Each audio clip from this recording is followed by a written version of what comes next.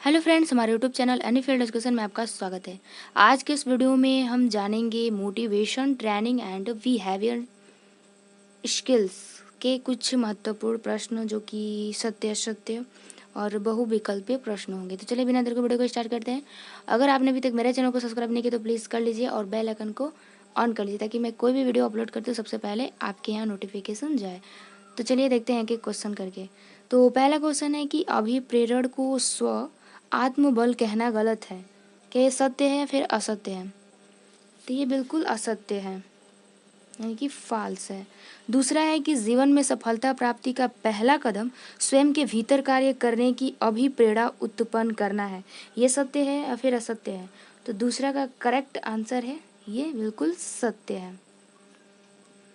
तीसरा क्वेश्चन है कि व्यक्ति को विफलताओं से घबराना नहीं चाहिए। क्या सत्य है फिर असत्य है? तो ये भी बिल्कुल सत्य है। अब आता है चौथे नंबर की अनुशासन स्वनियंत्रण का गुण है। सत्य है असत्य है? तो ये बिल्कुल सत्य है, ट्रू है।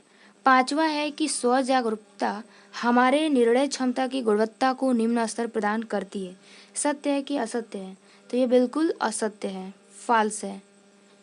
छठा प्रश्न है कि प्रतिबद्धता के कारण व्यक्ति लघु अवधि के परिणाम वाली क्रियाविधि को ही महत्व प्रदान करता है। सत्य है फिर असत्य है? तो 6वें नंबर का बिल्कुल करेक्ट आंसर ये फॉल्स है। सातवां है कि लक्ष्य सकारात्मक सोच को बढ़ावा देता है। जो लक्ष्य है वो सकारात्मक सोच को बढ़ावा देता है। सत्य है कि असत्य है? तो ये बिल्कुल सत्य है। अब आता है 8वां प्रश्न।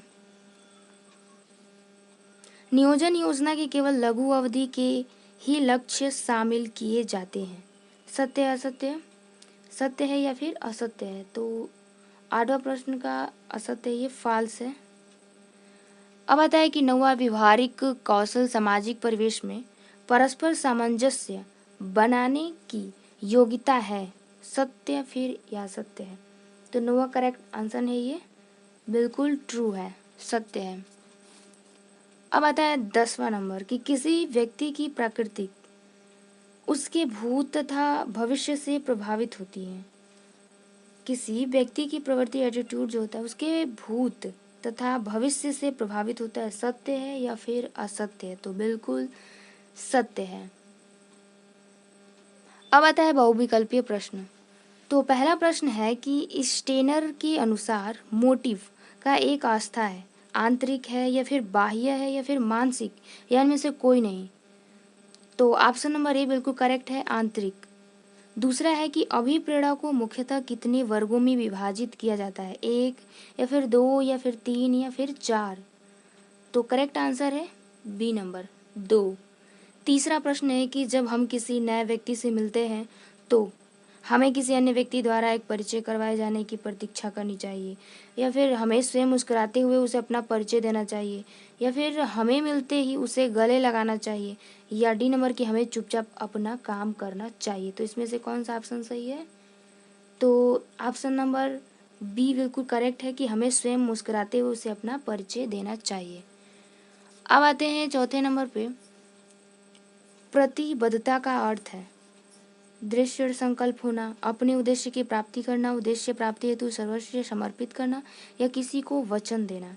तो चौथे नंबर का करेक्ट आंसर है सी नंबर, उद्देश्य प्राप्ति हेतु सर्वस्व समर्पित करना। पांचवा है कि स्व जागरूकता सहायक है। तो 5वें नंबर का सी बिल्कुल करेक्ट आंसर है, अवसरों की खोज में और स्व मूल्यांकन में। अब आता है 6वां प्रश्न कि सकारात्मक चिंतन एक मानसिक मनोवृत्ति है जो व्यक्ति के विचारों, शब्दों तथा कल्पनाओं में झलकती है, या फिर व्यक्ति को सफलता के मार्ग पर ले जाती है, या फिर सफलता के हासिल करने में सहायता होती है, या फिर डी नंबर कह रहा है कि ए और सी दोनों ही सही है। तो 6वां का डी नंबर बिल्कुल करेक्ट है, ए नंबर सही है और सी नंबर, यानी कि व्यक्ति के विचार, शब्द तथा कल्पनाओं में झलकती है और सफलता हासिल करने में सहायक होती है। 7वां प्रश्न है कि सकारात्मक चिंतन लक्ष्य प्राप्ति में सहायक नहीं होता है, या फिर सहायक होता है या क्षति पहुंचाता है, या कोई प्रभाव नहीं डालता है? तो 7वां करेक्ट आंसर है बी नंबर, सहायक होता है। 8वां है कि सफलता के मार्ग पर अवरोधक नहीं है, अभिप्रेरणा, प्रतिबद्धता या अज्ञानता, या डी नंबर की ए और बी दोनों? 8 नंबर का करेक्ट आंसर है डी नंबर। 9 है कि सफलता की कुंजी है। तो सफलता की कुंजी क्या है? प्रतिबद्धता, समर्पण, अनुशासन या फिर ये सभी। तो 9वां का ए नंबर बिल्कुल सही है, प्रतिबद्धता सफलता की कुंजी है। 10वां है कि सफलता का मूल मंत्र क्या है? समय का सदुपयोग करना, धनात्मक मनोवृत्ति या फिर किसी भी चीज़ का तर्कपूर्ण विश्लेषण या उपरोक्त में से सभी। तो 10 नंबर का डी बिल्कुल सही है। 11 नंबर क्वेश्चन है कि सबसे पहले कार्य करना चाहिए, छोटा या फिर मुश्किल या बड़ा या माध्यम, कौन सा सबसे पहला कार्य करना चाहिए? तो 11 नंबर का सही ऑप्शन बिल्कुल है, सबसे पहले आपको छोटा कार्य करना चाहिए। 12 नंबर है कि स्वयं को अभिप्रेरित करने के संबंध में स्वयं की तुलना की जाती है, दूसरे से या फिर बराबरों से या स्वयं से या इनमें से कोई नहीं है। तो 12 नंबर का करेक्ट आंसर है सी नंबर, स्वयं से। 13 है कि निम्न में से कौन सा एक अभिप्रेरित करने की तरीके से संबंधित है? तो 13 नंबर का बिल्कुल करेक्ट आंसर है डी नंबर, उपरोक्त में सही। कार्य धीरे धीरे करना, असफलताओं से चिंतित न होना, अपनी सफलताओं को याद रखना। तो ये डी नंबर बिल्कुल करेक्ट आंसर है। अब आते हैं 14 नंबर की वचनबद्धता के गुण है, समय का उचित उपयोग या धन का उचित उपयोग या ए और बी दोनों या उपरोक्त में से कोई नहीं। 14 नंबर करेक्ट आंसर है सी नंबर। 15 है कि निम्नलिखित में कौन सा एक समस्या को सुलझाने हेतु रचनात्मक का उपयोग करता है?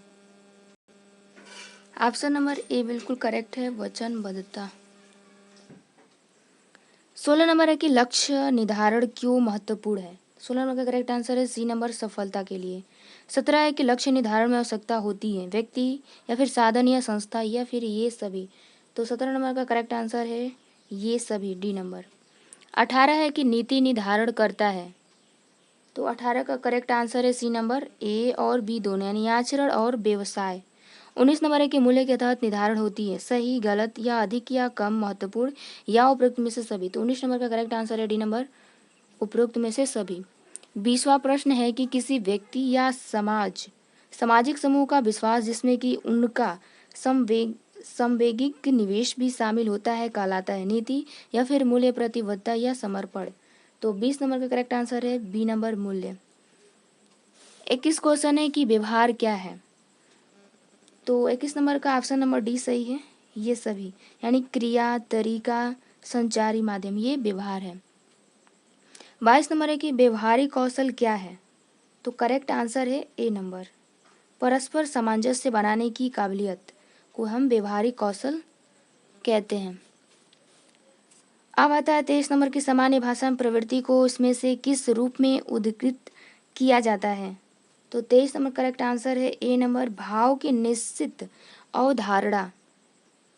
24 नंबर है कि प्रवृत्ति वास्तव में इनमें से क्या है? क्रिया, फिर स्थान या वस्तु या घटना या संदर्भित पक्ष या विपक्ष या उपरोक्त में से सभी। 24 नंबर का सही ऑप्शन है डी नंबर, उपरोक्त में से सभी।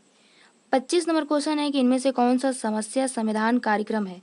गणितीय समस्या समाधान या व्यक्तिगत समस्या समाधान या सी नंबर की सामाजिक समस्या समाधान या डी नंबर कह रहा है कि ए और बी दोनों ही सही है। तो 25 नंबर का सही ऑप्शन है डी नंबर, ए और बी दोनों ही सही है। 26 नंबर है कि आंतरिक अभिप्रेरण का अध्ययन किस वर्ष प्रारंभ किया गया? तो 26 नंबर का करेक्ट आंसर है बी नंबर, सन 1970 ईस्वी में। 27 नंबर क्वेश्चन है कि व्यवहारिक कौशल में किसकी प्रमुख भूमिका होती है? तो 27 नंबर का करेक्ट आंसर है ए नंबर, प्रवृत्ति। 28 है कि समस्या समाधान के अंतर्गत मुख्यतः कितनी गतिविधियों को शामिल किया जाता है? तो 28 नंबर का करेक्ट आंसर है बी नंबर, 3। 29 नंबर है कि नियोजनात्मक आयोजना में कौन से लक्ष्य शामिल है? व्यवसायिक या विभिन्न क्रियाकलाप या सी नंबर सेवाएं या डी नंबर की ये सभी। तो 29 नंबर का करेक्ट आंसर है डी नंबर, ये सभी, यानी कि व्यवसायिक, विभिन्न क्रियाकलाप, सेवाएं।